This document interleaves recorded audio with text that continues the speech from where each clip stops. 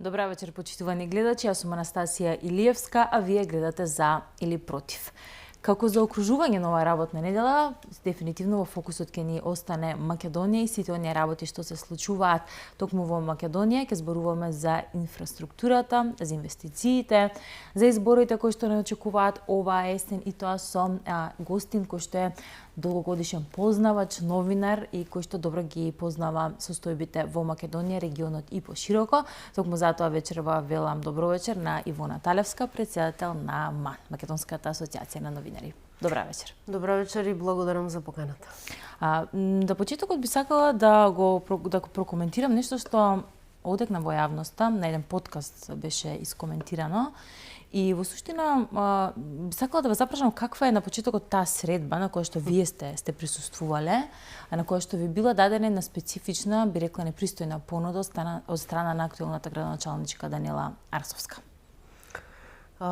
Зборуваме за состанокот кој што се случи на барање на градоначалничката Даниела Арсовска пред неколку години, кој што се случи во ресторанот Уранија, на кој што бевме присутни јас, Драган Павлович Латас, беше присутна Даниела Арсовска, Александар Митовски и неговата супруга Наталија, на кој што имаше непристојна понуда од градоначалничката за определена сума на пари да се работи на план за уривање на Христијан Мицковски како председател на ВМРО ДПМН. Состанок на кој што градоначалничката не понуди никаква идеја, никаква, како да кажам, разработена концепција, тоа така само дека Мицковски треба да биде срушен и дека за тоа некој треба да плати 150.000 евра. Тоа е она што е веќе познато во јавноста и што градоначалничката, која што тврди дека не го познава Латас, сега ќе тврди веројатно дека не ме познава мене, го понуди на маса, што беше и одбиено. Дека беше одбиено може да посведочат и многу луѓе кои што беа таму присутни во ресторанот, бидејќи градоначалничката, еве сега за прв пат ќе ви кажам, незадоволна од резултатите од тој состанок, стана и отиде да ја плати сметката кога и беше кажано дека нели Латас ќе ја плати сметката за кафето и за кока-колата. Таа видно незадоволна со викање ги фрли парите кон келнерите и си замина од ресторанот. Преку низиниот адвокат овие денови добивме и потврда за тој состанок. Како добивме потврда? Велешкиот адвокат на Даниела Арсовски испрати имейл во кој што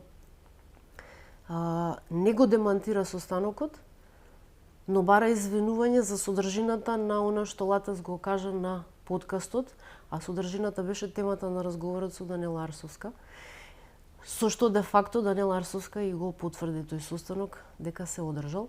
Но пак ќе напоменам, ние не бевме единствените луѓе таму, имаше и други луѓе кои што сведочеа за таа средба која што се случи точно напладне во 12 часот. Даниела Арсовска овие денови стана актуелна по многу работи. Прво стана актуелна по одбрана на криминалот и корупцијата кои што се случуваат во општина Сарај, бидејќи според последните статистички податоци, иако во Сарај масовно се гради, згради кои што не се влезени во деталните планови, кои што се легализираат за 1 евро за метар квадратен стамбена површина, Сарај нема регистрирано ни една дивоградба. Даниела Арсовска реши да влезе во општина Чаир и да прави циркуси во општина Чаир,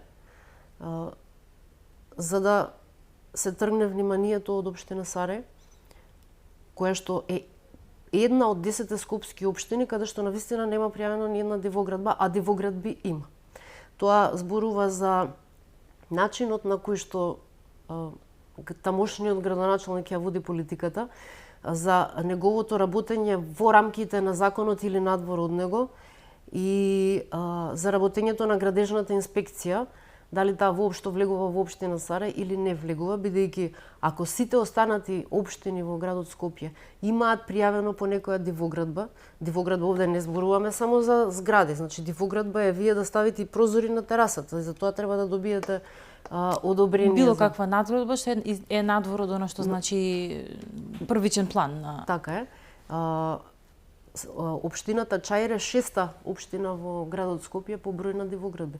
Повеќе дивоградби имате во центар отколку што имате во Чаир.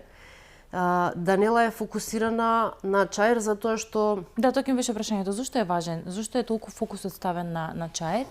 Иако насилството што се случи врз нејзе, прво сум против секакво насилство, второ насилство против жена исто така алармантен на нешто што не сме да се случи, меѓутоа факт е дека Чаир е фокусот во моментов. Зошто е важен?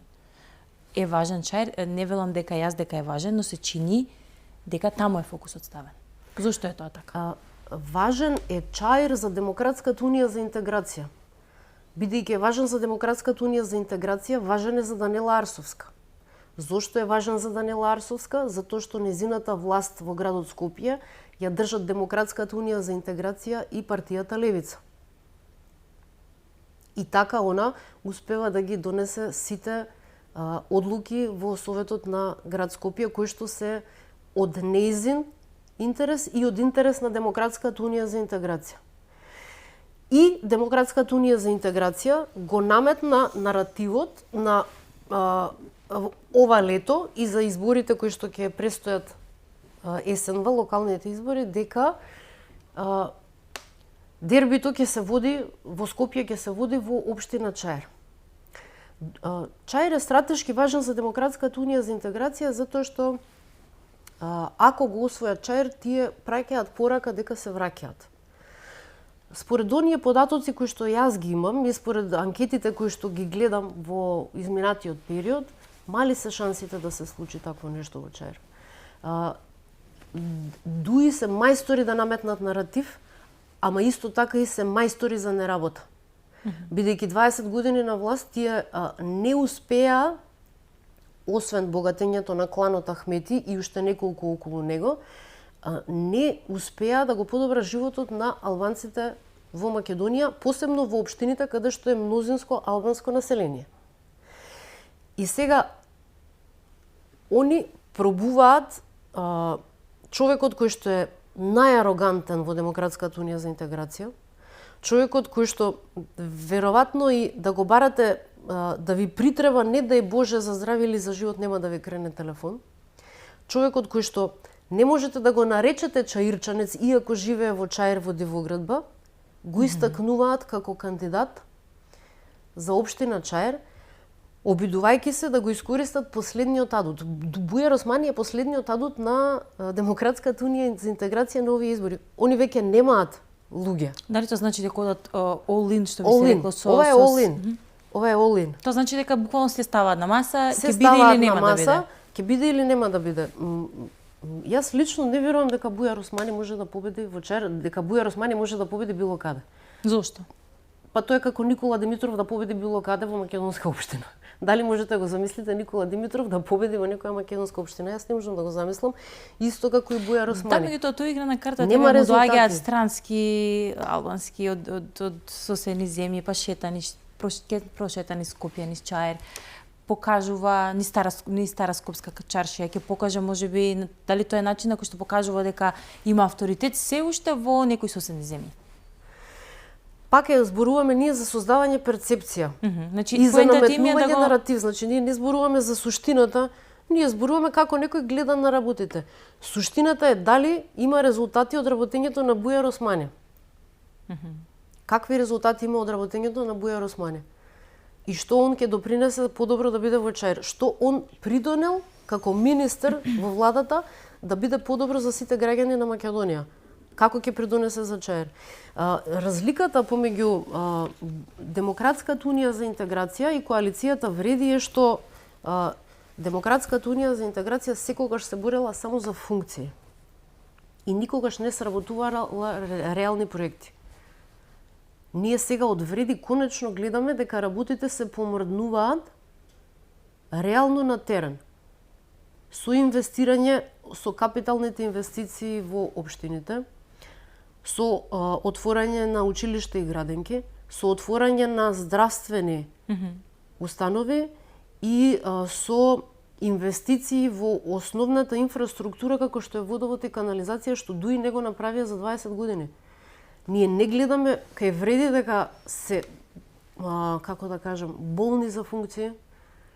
Вреди се тука заедно со ВМРО ДПМН да ги поправат грешките кои што ги правела претходната власт и реално да сработат за доброто на граѓаните на Македонија. Значи, не зборуваме ние овде за функции, ние овде збориме за работа.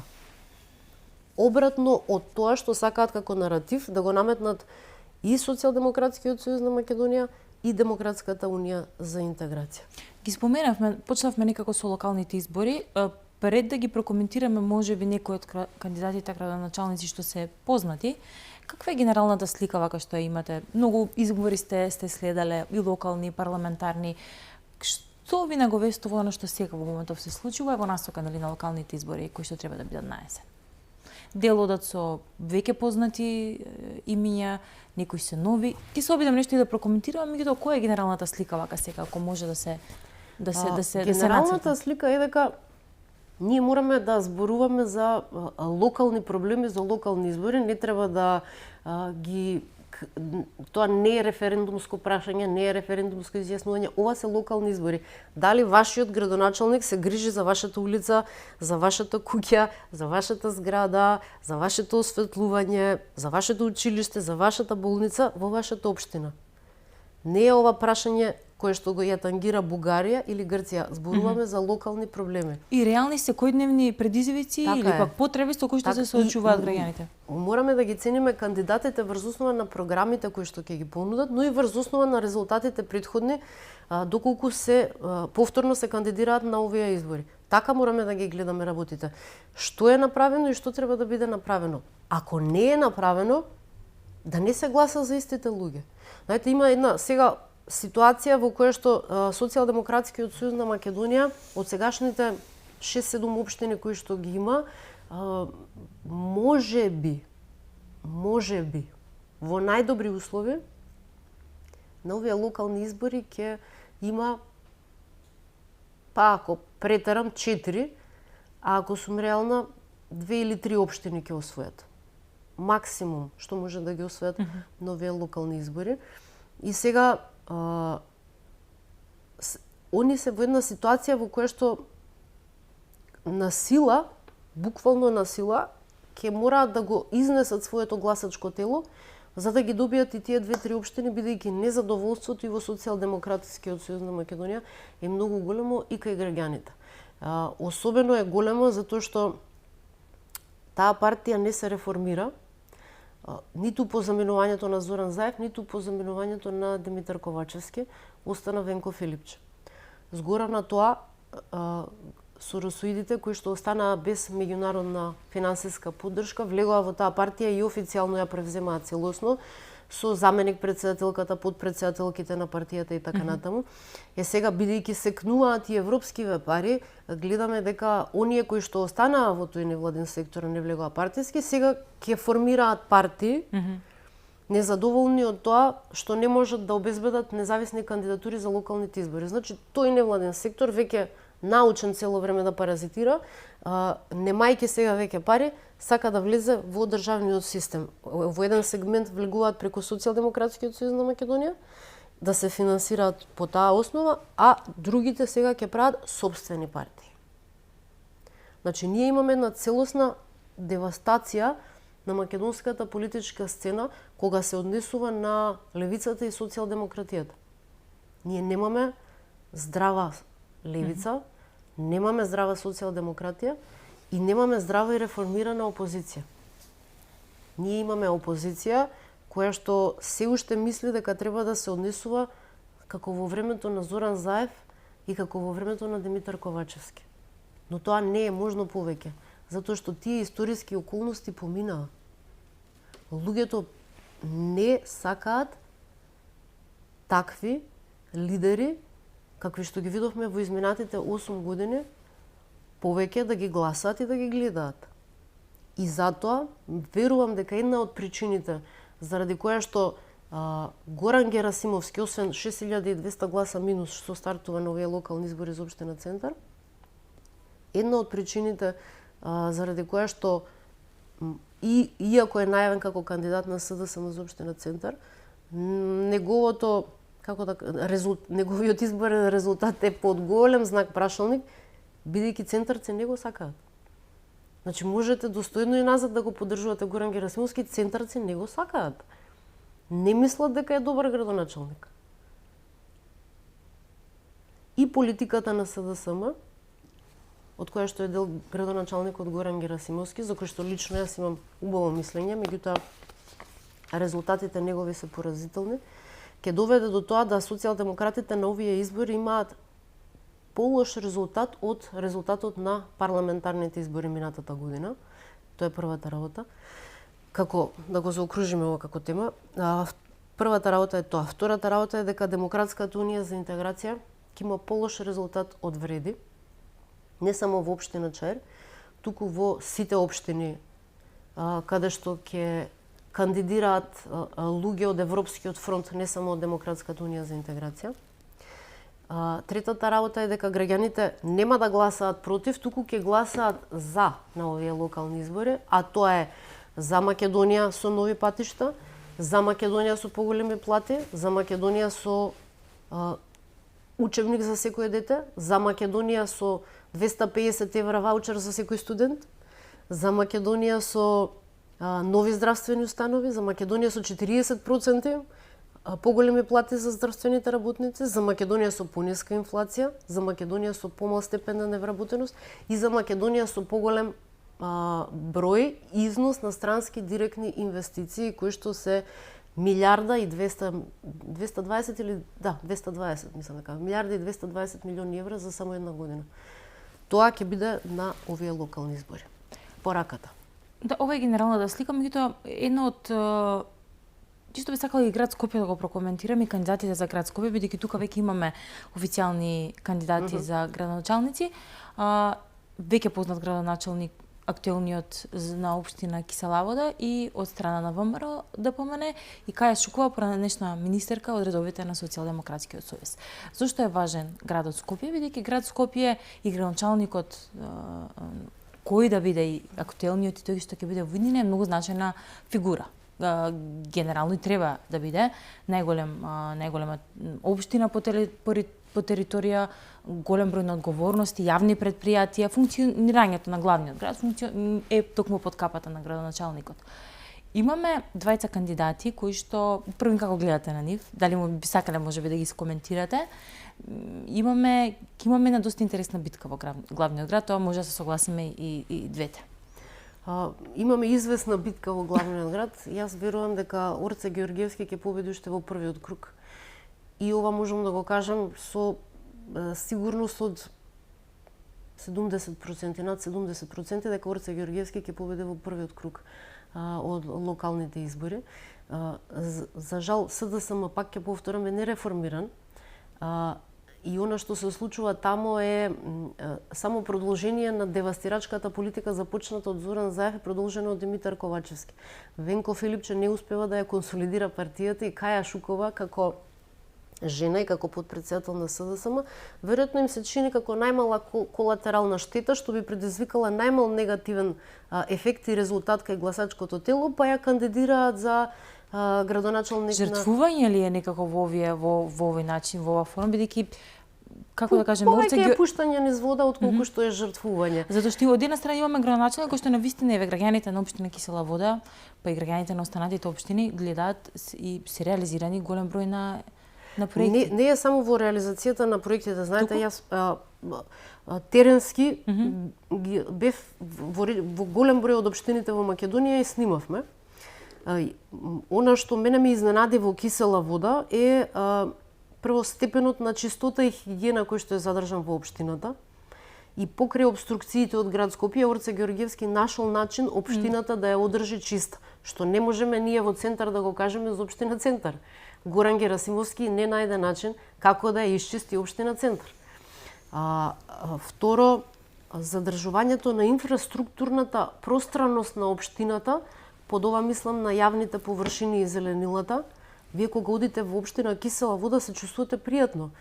Имате широки паркови, имате огромни дрва, имате хортикултурно средени заеднички површини каде што вас ви е кејф да се прошетате низ општина Кисела Вода, што не можеме ние да го кажеме за Центар. Центар е трета општина по број на Дивоград, втора или трета општина по број на Дивоградби во град Скопје. Тоа е поразителен резултат. Не знам дали ВМРО ДПМНЕ ќе имаат свој кандидат за општина Центар, иако ова по 12 години градоначалници од СДСМ и нивната коалиција ја доведоа општината до поразителни девастирачки, не само резултати, состојба. Значи, во моментот во општина Центар состојбата е приближно иста како во Шуто Оризари.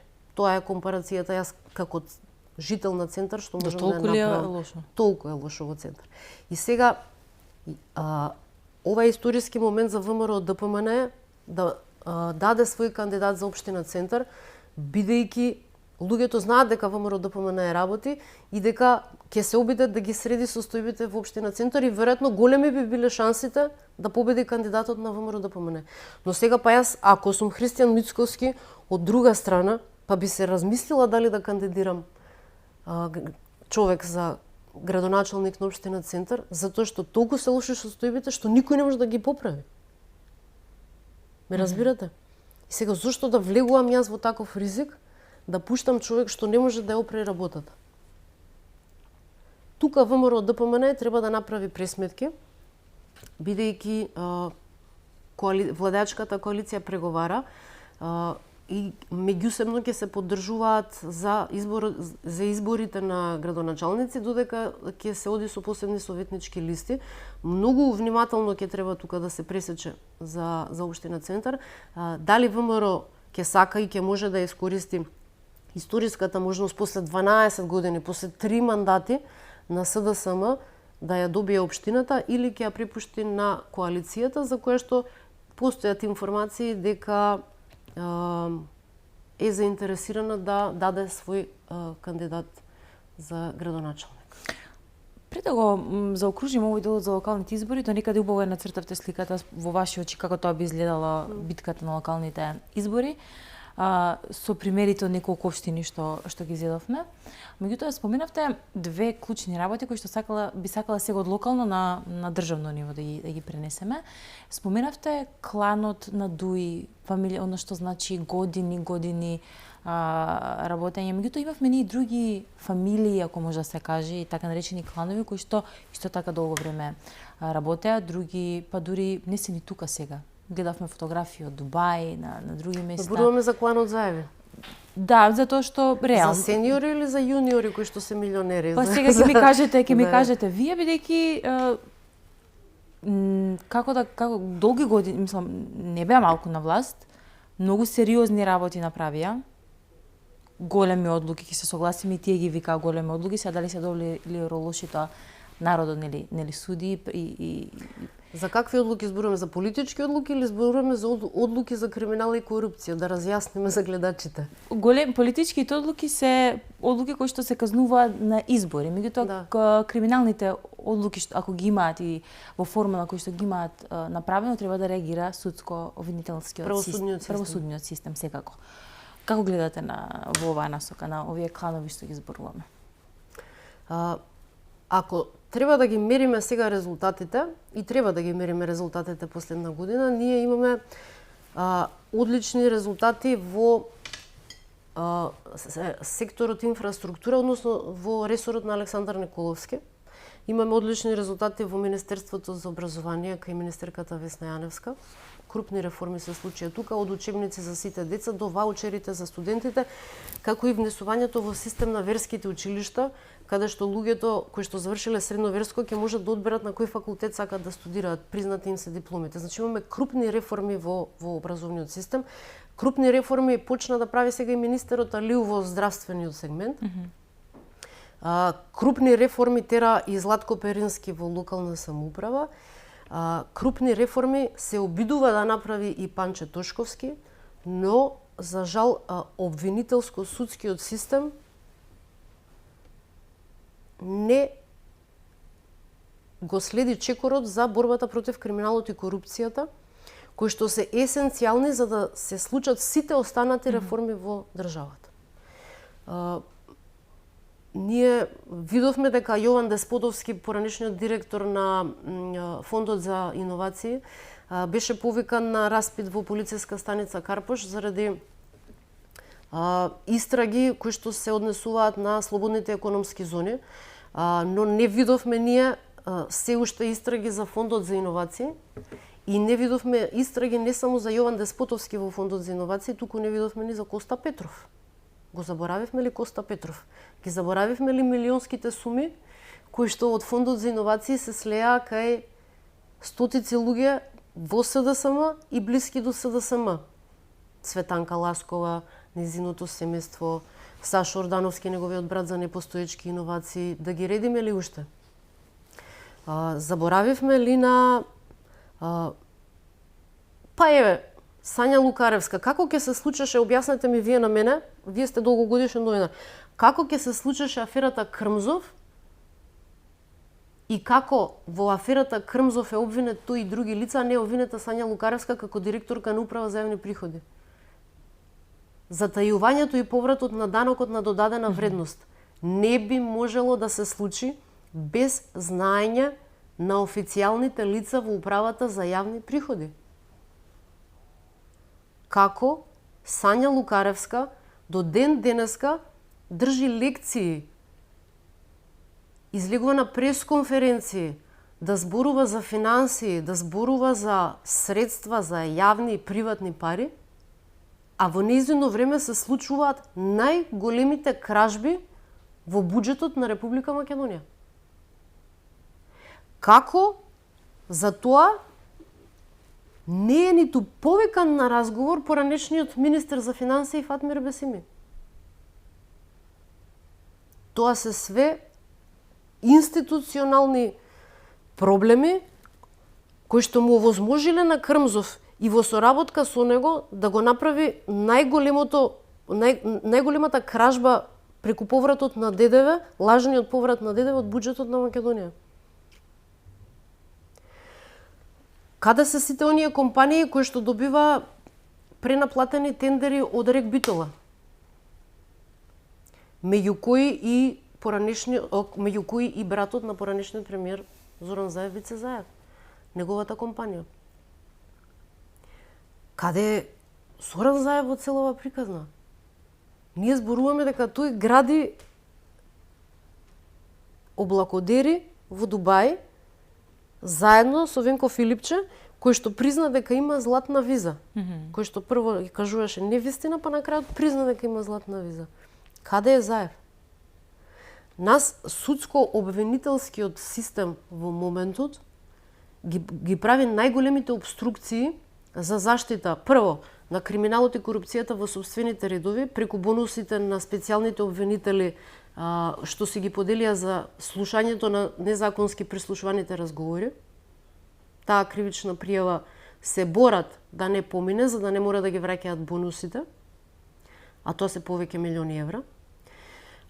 И второ, се уште прават заштита на криминалот и корупцијата кој што го направи претходната власт со непостапувањето.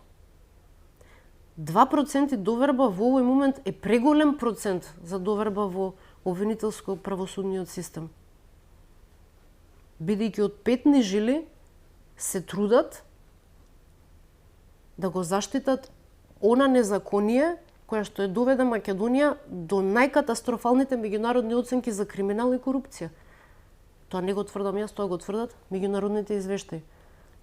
За разлика од тогаш, во сегашните извештаи Македонија бележи раст. Раст на индустриското производство, раст на вредноста на пасошот, раст, односно намалување на инфлацијата, сите економски параметри со промената на власта во сите меѓународни институции имаат раст. Сите економски параметри на Македонија. Со претходната власт имавме пад, не само на економските и индустриските параметри, туку пад и на индексите за корупција и криминал. Ќе направиме тука една кратка пауза. Ќе продолжиме се тоа што го кажавте како последно за растот, за инвестициите, за проблемите во борбата со корупција и она обструкција што ја споменавте. Меѓутоа, кратка пауза правиме, ќе се вратиме повторно назад во студиото. Почитувани, останете на фреквенцијата на телевизија Алфа. Се враќаме за многу брзо назад во студиото.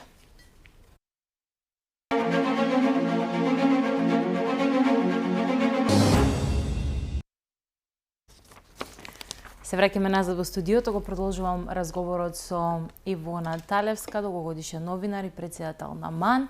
Во првиот дел зборувавме за локалните проблеми, оние меѓупартиски битки кои што се и битки можеби на локално ниво, меѓутоа покажуваат големата слика. И на крајот во првиот дел зборувавме за проблемите со корупцијата и колку е важно судовите и обвинителството да си работат својата работа за да биде успешна битката против криминалот и корупцијата. За да имаме успешен економски раст, треба максимално да се искорени колку што може криминалот и корупцијата и оние кои што ги носат важните одлуки да се подалеку од тие начини на размислување и на делување. Но една од основните работи која што е ставен фокусот сега во моментот е токму економскиот раст. За почетокот, пред да почнеме да ги прокоментираме и инфраструктурните проекти, инвестициите и се останато, генерално каква е вашата слика кога станува збор за економскиот раст во нашата држава, што е добро, а што може да се подобри? Секогаш се може да се подобри. Добро е што работите веќе не одат кон минус, туку се стабилизирани на нула и одиме кон плюс. Тоа е оно што ВМРО ДПМН успеа да го направи во првата година од владење. Тоа беше од некаков минус да дојдеме до некаква нула, да се стабилизираме тука и да почнеме да одиме нагоре кон процентите на успешност. Фактот дека вие за една година градите 4 автопати на територијата на целата држава. Фактот дека за една година сте намалиле невработеност од 13,1 на 11,9%, дека сте ја стабилизирале инфлацијата, дека сте го стабилизирале буџетскиот дефицит на 4%, дека сте обезбедиле по 250 евра за секој студент во државата, дека сте обезбедиле по 6 инвитра бесплатни за секој пар кој што сака да оснива свое семејство и потомство. Фактот дека имаме, ми се чини дека беа, да не сгрешам, 8,5 или 8,6 милиони евра исплатени субвенции на земјоделците заедно со заостанатите и оние кои што се тековните, значи се тоа е санирано.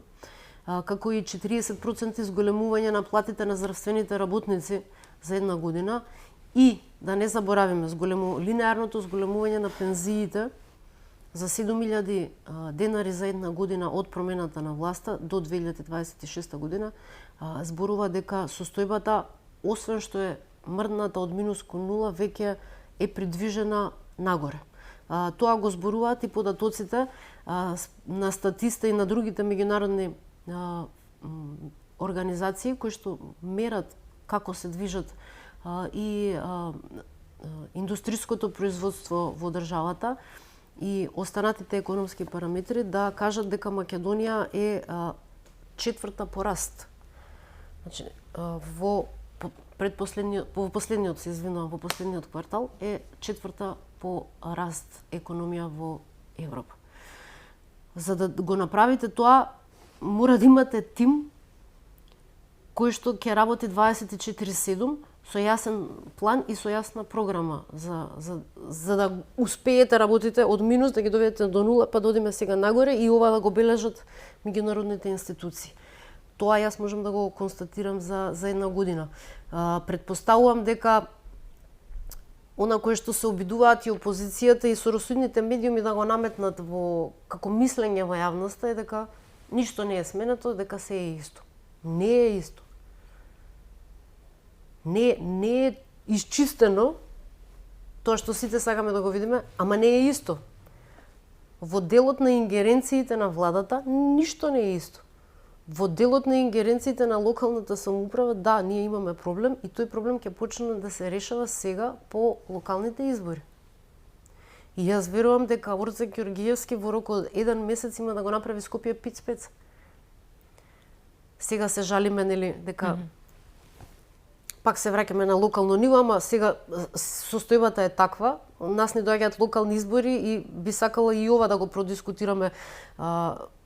Луѓето се жалат, нема вода во Скопје, особено во повисоките делови на градот, каде што не се направени бунари за вода, каде што во околните општини не се направени ни подземни бунари за да се наводнуваат широките засејани површини. Ние од 2023 имаме предпријатие кое што претходно било многу профитабилно, секогаш профитабилно. Градски водовод секогаш бил профитабилна компанија. Компанија која што има 4 милиони евра загуба и покрај постојаното намалување на бројот на вработени, што го доведува во прашање одржливоста на самото предпријатие. И замислете, ревизијата констатира дека се фактурира, дека најмалку 40% од водата која што се троши не се фактурира. Тоа е огромен процент. 40% нефактурирана вода. А ние од 2023 имаме 7 села со 11.000 жители приклучени на водоводната мрежа, без изградени дополнителни резервоари за користење на подземната вода за наводнување и без изградба на резервни бунари. Во општина, каде што масовно се градат дивоградби, кои што се легализираат за 1 метро квадратен и кои што градоначалникот ги впишува како што сака, без детален урбанистички план, без градски план, и потоа парите кои што требало да легнат во општината и да легнат како пари за комунали на ниво на градот, се делат по приватни джебови, веројатно во 2 джеба. Тоа е проблемот. Се вративме на ова, бидејќи нели од успесите кои што ги има устварено владата, ние се уште наративот кој што се обидуваат да ни го наметнат дека ништо не е исто и дека имаме проблеми. Да, имаме проблеми на локално ниво, проблемот се вика Данела Арсовска, проблемот ќе биде решен оваа есен. И после тоа Орце Георгиевски ќе почне, јас верувам, многу брзо да ги решава проблемите на скопјани. Но оние кои што се жалат дека нема вода, проблемот има име и презиме. Се вика Данела Арсовска. Пред една недела во емисијата гостуваше директорот на јавното предпријатие за државни патишта, господинот Коза Трајановски. И во оваа насока за тоа колку е важно да се работи и тимовите околу себе да се решаваат реалните проекти, во таа насока ми е и ова прашање. И кога зборувавме за сето она што се случува во насока на изградба, доградба, одржување и ревитализација на патната инфраструктура, оно што го затекнал и што беше така, што можам да го сублимирам во неколку реченици, е дека буквално затекнале работата од нула, буквално. Дека кога ја превзел функцијата, не биле решени голем број имотно-правни односи под број 1, под број 2, голем дел од изведувачите, зборувам за странски изведувачи, кои што се Бехтел и Енка, кои што неколку пати се слика и тоа го правеа како со медиуми, со изјави, меѓутоа ги имале оставено буквално сами да ги завршуваат оние административни работи, што се пак должност на државното предпријатие за патишта.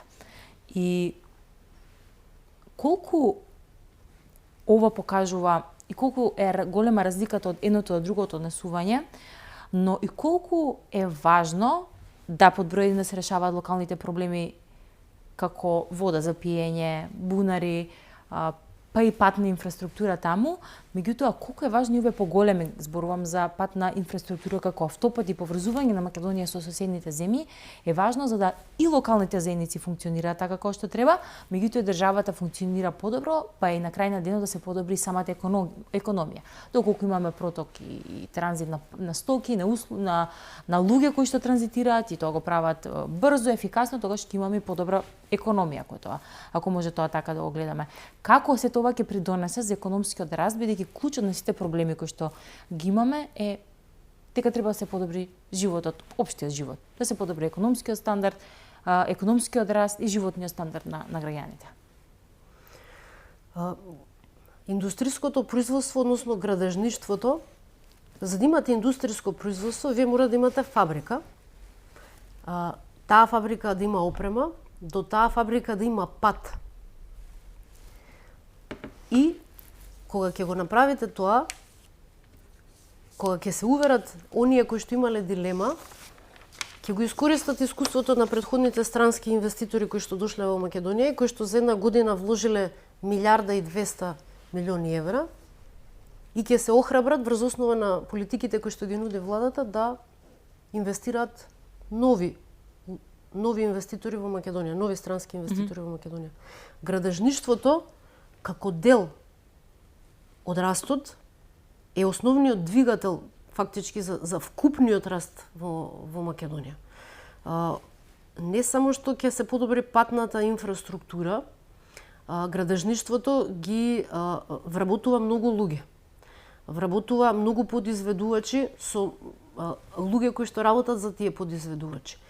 Со градењето на патиштата вие не само што ги поврзувате, не само што ја поврзувате Македонија со регионот, со стратешки значајните коридори 8 и 10 и за Македонија и за регионот и за НАТО алијансата, туку вие обезбедувате работа и екзистенција за стотици илјади луѓе во Македонија, не само што ќе работат на тие проекти, туку и покрај тие проекти кои што ќе отвараат понатаму бизниси, се едно дали ќе бидат складишта, дали ќе биде бензинска пумпа, дали ќе биде во угостителскиот сектор или ќе биде во производниот сектор. Градежништвото е основниот двигател покрај индустриското производство и го помага индустриското производство директно и индиректно со патиштата за развојот на вкупната економија и растот на вкупната економија во Македонија. И затоа е многу важно овие 4 автопати кои што во моментот се градат во Македонија, според за една година според математиките што мислам дека ги, ако не сгрешам, еве и да сгрешам. Па и да сгрешам не е страшно. Мислам дека имаме околу веќе завршени 40 на километри на патишта кои што се вкупно пуштени во државата во изминатата година. За разлика од минатата година, во претходните 8 години немавме ни еден пат пуштен.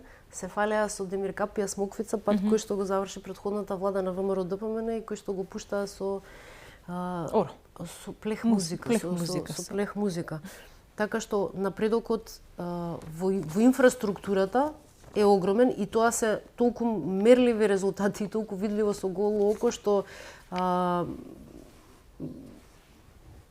не знам како успеваат да постигнат и Коце Трајановски и Александар Николовски. Они се еден идеален тим погоден за работа, кој што вложува надчовечки напори и постигнува надпросечни резултати во секторот во кој што работат. Не се за подценување ни останатите министри. Секако дека има слабости и оваа влада. Тие се внатрешни прашања кои што се гледаат и по анкетите кои што ги прават и во самите разговори. Премиерот најави неодамна дека не се вечни функциите на министрите во владата и најави дека работата на секој министер ќе биде посебно оценувана. Во смисла онаму каде што има слабости ќе се прават реформи, вклучително и кадровски реформи, а онаму каде што има добри резултати, тимовите ќе бидат зајакнати. Кога станува збор за економијата и за како би се помогнала и државата како би помогнала за сето тоа да функционира така како што треба, деновиве пред 2 дена чинам во собранието се изгласа ребалансот на буџетот и во дополнителниот ребаланс за 2025 година се обезбедени дополнителни средства за дел од министерствата, како например за Министерството за транспорт, Министерството за социјална политика, демографија, млади, Министерството за образование и наука. Дел од средствата се насочени кон оно што значат пензии, линеарно покачување што го напоменавме, но министерката Гордана Димитриевска-Кочовска вели дека ова може да се реализира поради добрата наплата на под број 1 даноците, под број 2 стабилниот економски раст и под број 3 дисциплинираното трошење на јавните средства. Ова вели министерката. Од друга страна, опозицијските пратеници поднесоа над 160 амандмани. Кажавме, буџетот помира, меѓутоа, како гледате во оваа насока? Од една страна критиките кои што доаѓаат од опозицијата, од друга страна оно што го прави министерката и владата во насока нели за обезбедување на овие буџетски средства. Исклучително пофални зборови имам за Гордана Кочовска-Димитриевска за нејзиното консолидирање на буџетот кој што претходно беше целосно испокраден од претходниот министер Не само Фатмир испокраден, Бесиме. туку не беше воопшто, да се потсетиме дека беше планиран само за 6 месеци. Да. Дека за останатите 6 месеци нема никакви планови. Односно, додека функционира тие 6 месеци ќе функционираме, после со Господ напред ќе видиме како што ќе правиме. Што ќе направиме за да преживееме. Еве, да ве прашам вас, 7-8 години колку што беа ВМРО и СДСМ и ДУИ на власт. 3 по 7, 21, 20 милиарди евра. На што се потрошени 20 милиарди евра во времето на СДСМ и ДУИ? Буџетски пари.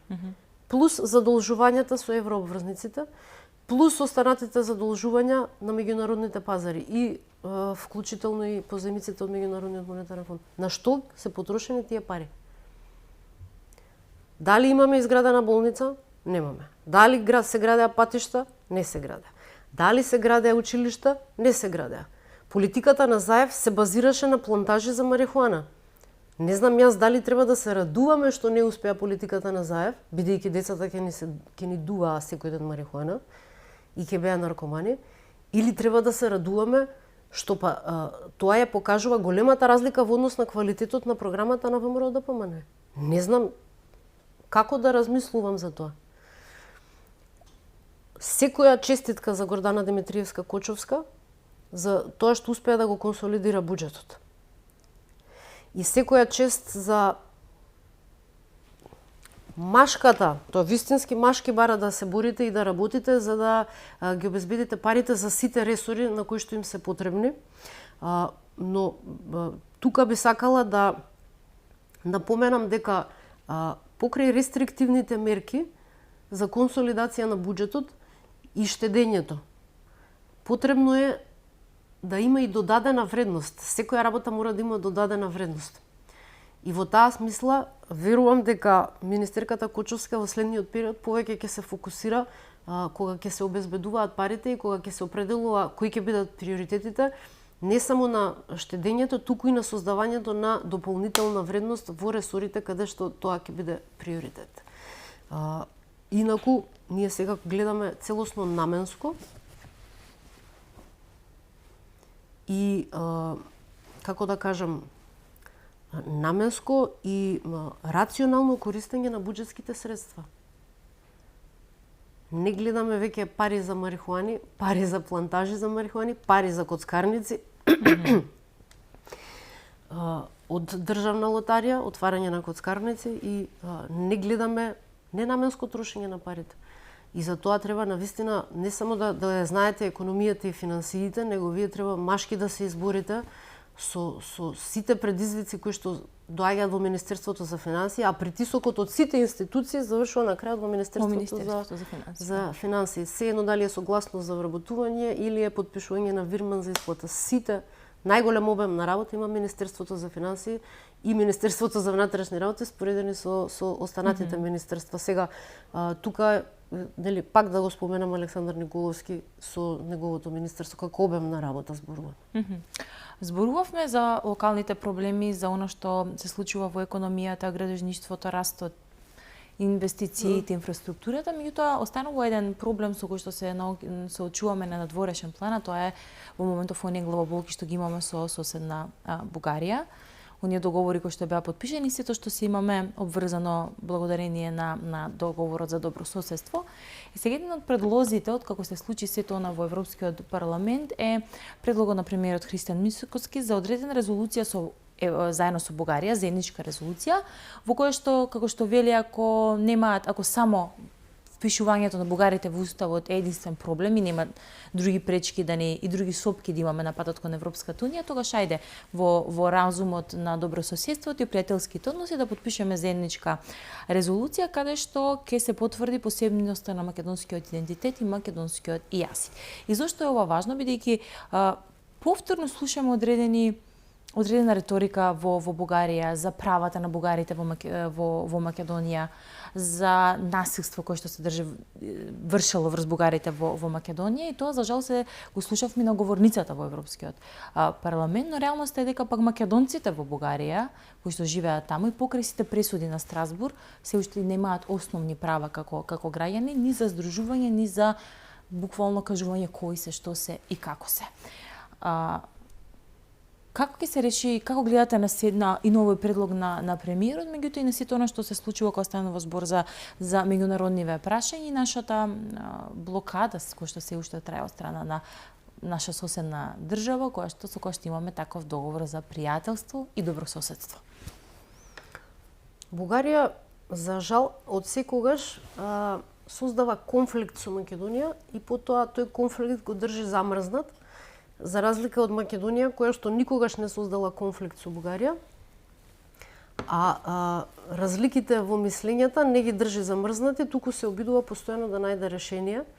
И во таа насока ја гледам и оваа предлог резолуција од премиерот Христијан Мицковски за кон Бугарија за заеднички да се заштити со резолуцијата за да се заштити македонскиот јазик и македонскиот идентитет. Македонија секогаш се трудела да одржува добри односи со соседите, без разлика дали е Бугарија, Грција, Косово, Србија или Албанија. И нема создадено конфликт кон ниеден од соседите. Бугарија од секогаш го правила тоа кон Македонија и не само кон Македонија. И го држи тој конфликт замрзнат, се до целосно исполнување на она што таа смета дека треба да се наметне.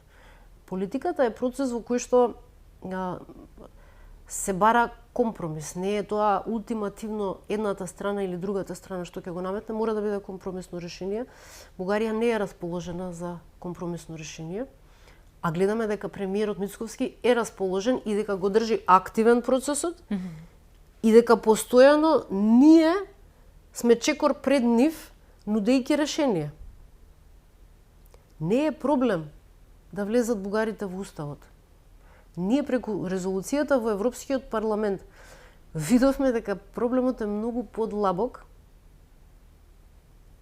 од она што се прикажува во јавноста. И дека не се работи за дали ние ќе ги внесеме бугарите во уставот, се работи дека ние и да ги внесеме бугарите во уставот, и да ги внесеме и останатите малцинства кои што не се наведени сега моментално, сите да ги наведеме во уставот, ние повторно ќе се соочиме со вето од Бугарија во понатамошниот процес. Јас не верувам ни дека ќе се одржи ниту една меѓувладена седница за започнување на преговорите со Европската унија. Дури да ги вметнеме бугарите во уставот. Затоа што не се проблем бугарите во уставот. Проблемот е многу подлабок од тоа. Проблемот се македонците, проблемот е македонскиот јазик и македонскиот идентитет. И сега Бугарија е во таа позиција во која што во минатиот период, благодарение на неспособноста на Бујар Османи, Димитар Ковачевски, Зоран Заев, Никола Димитров и така натаму, си ги излобирала своите позиции во Европската унија. Благодарение на нивната не дипломатска активност, туку фокус на економија, фокус на крадење наместо фокус на дипломатија,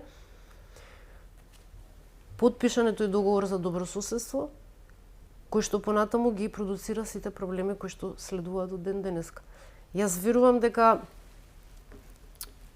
работите во таа насока не се еднаш за секогаш дадени и дека треба да и се даде шанса на дипломатијата. Еве имаме ние одличен министер за надворешни работи, Тимчо Муцунски, да видиме како тој во дипломатијата ќе успее да ги изменаџира овие работи, да излобира во светот со помош секако на премиерот Христијан Мицковски за да се подобри меѓународната позиција на Македонија и да гледаме поинакви резолуции и во Европскиот парламент, но и во меѓусоседските односи. Ви благодарам многу за вечерашното гостување. Ви благодарам на поканата. Почитувани, тоа беше вечерашното издание на За или против. Се обидовме да дадеме одговор на сите значајни прашања од локално до државно па и до меѓународно ниво, кога станува збор за Македонија и за она што е интерес и стратешко планирање на иднината на Република Македонија. Ви благодарам уште еднаш за вниманието. Останете на фреквенцијата на телевизија Алфа и секако имајте убав викенд пред вас. Поздрав!